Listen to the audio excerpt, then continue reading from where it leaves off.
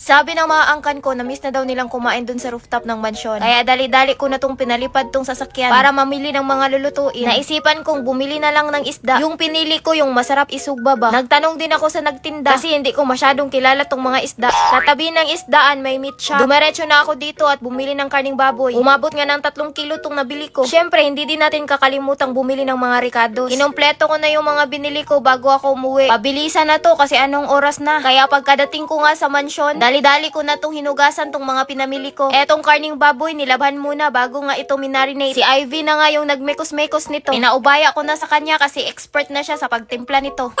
Pati din itong isda, hinugasan ko na din. Kanina fresh pa to, pero ngayon pula na yung mata.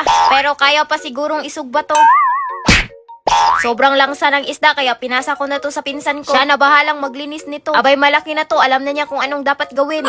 Etong auntie ko naman yung nagtadtad ng mga ricados. Umakyat na nga ako sa rooftop para simula ng magpabaga ng uling. Chinek ko nga tong ihawan kung matibay pa. Dahil lumalaban pa naman ito, ituloy na natin yung mission natin ngayong gabi. Dahil nagkauling na nga tong kamay ko, pinahid ko na dito sa pagmumuka ng mga pamangkin ko. Ganyan kamahal ni madam yung mga pamangkin niya.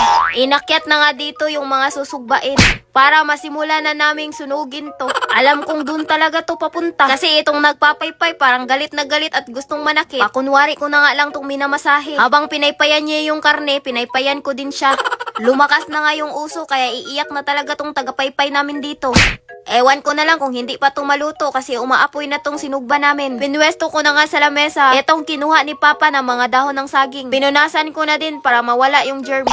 Tapos nilagay ko na din yung mga sausawan. Abay, may mangga pala dito, matikman nga. Dumating na pala itong pinsan ko na inutusan kong bumili ng mga prutas. Eto ngang watermelon at mangga. May bagong recruit pala kaming tagapaypay dito. Lumalakas na nga yung uso. Paniguradong naamoy na to sa kapitbahay itong sinugba namin. Kani-kanina lang, naglalaro pa tong mga pamangkin ko, no? Pero nung sinimulan ko nang hiwain tong mga manggang hinog, andito na nga sila, nakaabang.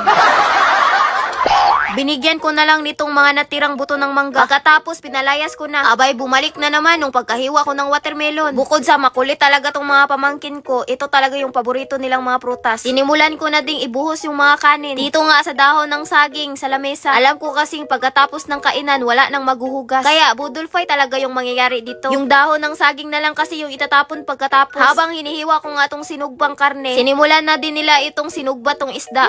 Nakakamiss talagang kumain dito sa rooftop. Ang sarap kasi ng hangin dito. Ang sarap din ng pagkain hinanda ni madam. Talagang gugutumin ka.